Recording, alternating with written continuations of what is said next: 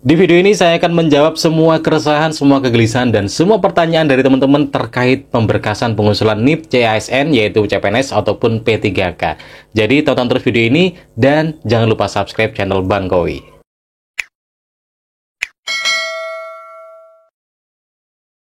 Halo teman-teman semuanya, ketemu lagi dengan saya Bang Kowi. Di video kali ini saya sudah mengumpulkan banyak sekali pertanyaan terkait pemberkasan CASN, dan saya sudah mengumpulkan menjadi 10 pertanyaan yang paling sering ditanyakan oleh teman-teman netizen di kolom komentar video saya. Nah, langsung aja mari kita bahas dan silakan diperhatikan, siapa tahu pertanyaan ini juga mewakili pertanyaan dari teman-teman semuanya. Pertanyaan yang pertama, adakah berkas fisik yang dikumpulkan?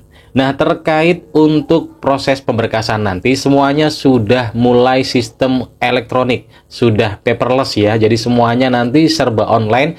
Jadi file berkasnya semua serba scan ya. Jadi tidak ada lagi berkas fisik yang diminta. Tapi nanti ketika teman-teman sudah masuk di instansinya, sudah mulai bekerja, biasanya pihak kepegawaian akan meminta data untuk file fisiknya teman-teman berupa fotokopi untuk dijadikan arsip di kantornya teman-teman nanti. Pertanyaan yang kedua, bolehkah berkas di-scan melalui HP? Nah, terkait ini di tahun lalu juga sempat terjadi. Yang jelas begini ya teman-teman, kita tahu HP sekarang sudah canggih, ada sistem scan dari HP juga.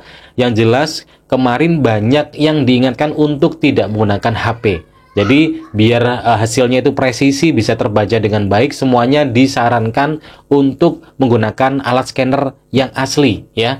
Jadi ya nggak apa-apa lah, kan ini juga untuk masa depan teman-teman. Jadi ya silakan kalau nggak punya alat scanner di rumah, ya silakan ke rental gitu kan ya, kan juga nggak habis banyak gitu. Jadi silakan lebih baik menggunakan file scanner yang asli untuk file-filenya teman-teman nanti. Pertanyaan yang ketiga, kapan waktu yang tepat untuk membetulkan data diri yang salah? Ini yang paling banyak ditanyakan. Jadi banyak data diri yang tidak sesuai, mungkin tanggal lahir, mungkin tempat lahir, mungkin nama juga, antara data satu dengan data yang lain, data KTP dengan ijazah dan sebagainya.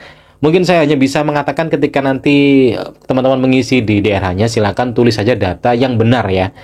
Nanti tulis yang benar, entah yang benar nanti sesuai KTP atau sesuai ijazah, silakan tulis saja yang benar. Nah, nanti silakan lihat ketika teman-teman sudah menerima SK, nanti data di SK itu data yang mana gitu ya. Misalnya data yang SK itu misalnya untuk nama, ternyata namanya menyesuaikan dengan nama ijazah, ya sudah berarti teman-teman silakan ubah data diri teman-teman di KTP, akta, dan KK sesuai dengan nama di ijazahnya teman-teman ya. Tapi kalau semisal teman-teman nanti ada kesalahan di misalnya tanggal lahir atau mungkin tempat lahir dan lain sebagainya, ya silakan nanti berkoordinasi dengan PKD, bisakah diubah? Kalau misalnya nggak bisa, ya sudah terpaksa teman-teman nanti mengubah data diri. Karena banyak teman-teman di satuan kerja saya ternyata ada banyak pegawai yang dia itu usianya seharusnya tidak sekian tapi sudah dijadikan sekian karena menyesuaikan dengan SK yang sudah didapat. Gitu ya teman-teman. Jadi saran saya ubah aja setelah SK-nya diterima, nanti disesuaikan dengan yang ada di SK.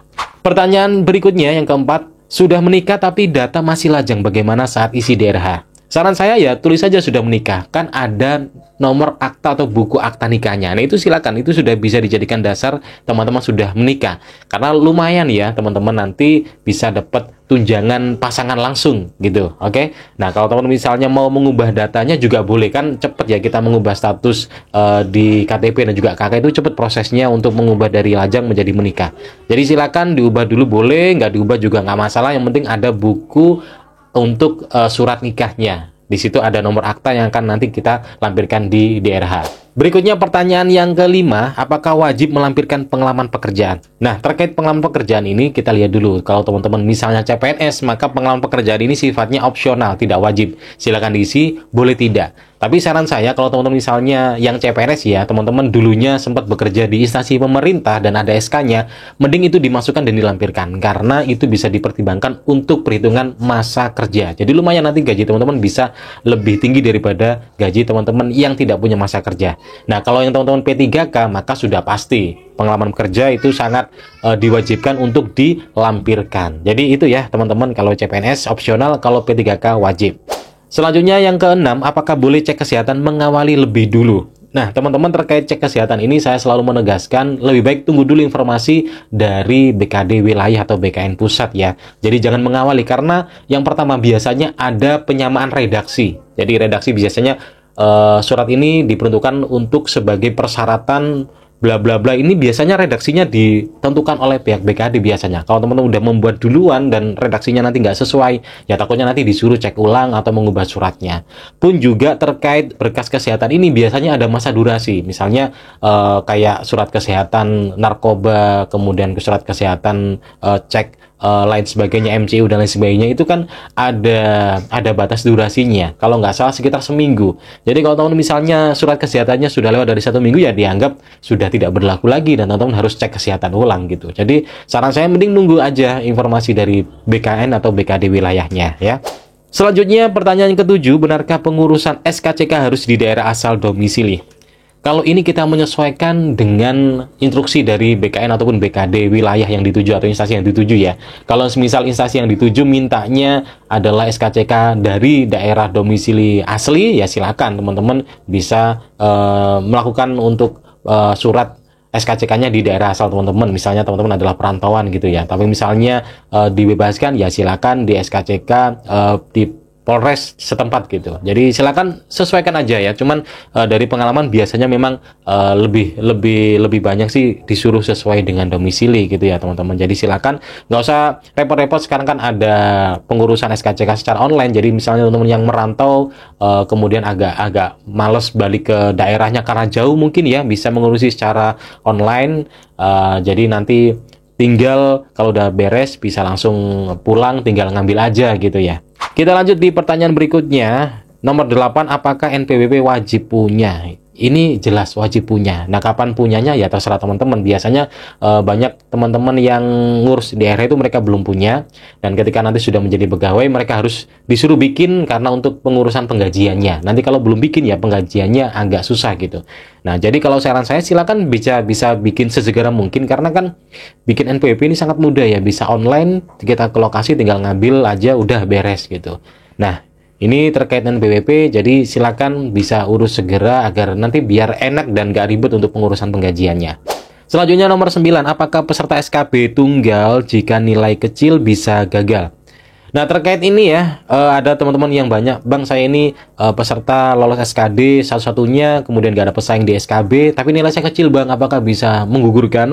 Nah, teman-teman di SKB ini tidak ada lagi yang namanya passing grade. Jadi, kalau teman-teman bertanding tanpa lawan, ya udah berapapun nilai teman-teman, walaupun 0, teman-teman tetap akan menjadi peringkat yang pertama. Jadi, ya walaupun nilai kecil atau nilai berapa tidak pengaruh sama sekali. Jadi, selamat buat teman-teman yang menjadi peserta tunggal di SKB, kalian pasti akan menjadi pemenangnya karena kalian bertanding tanpa lawan ya.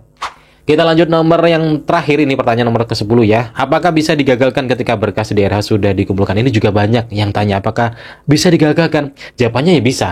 Kenapa? Biasanya itu yang digagalkan adalah satu, karena memang berkasnya itu ketahuan kalau berkasnya palsu, karena kan banyak sekali pemalsuan ijazah, pemalsuan data diri dan lain sebagainya. Kalau ketahuan ya udah dia akan digugurkan. Kemudian selanjutnya adanya ketidaksesuaian formasi dan juga kualifikasi pendidikan. Tapi ini jarang sekali terjadi, sangat jarang. Karena kan biasanya kalau sudah selesai dari SKB, ya semua berkas sudah aman. Di SKD ketika administrasi sudah dicek aman, kemudian di SKD ketika lolos di SKB nggak ada yang menyanggah berarti aman, ya sudah, kemungkinan besar juga aman-aman aja. Tapi ya kadang juga bisa aja terjadi begitu, tapi insya Allah kemungkinannya sangat kecil. Yang paling besar kemungkinan ketika digagalkan ya ketika dia ketahuan memalsukan untuk data diri dan juga ijazahnya dan lain sebagainya. Oke, itu teman-teman terkait semua pertanyaan yang sering ditanyakan yang sudah saya kumpulkan menjadi 10 dan sudah saya jawab barusan. Semoga itu juga bisa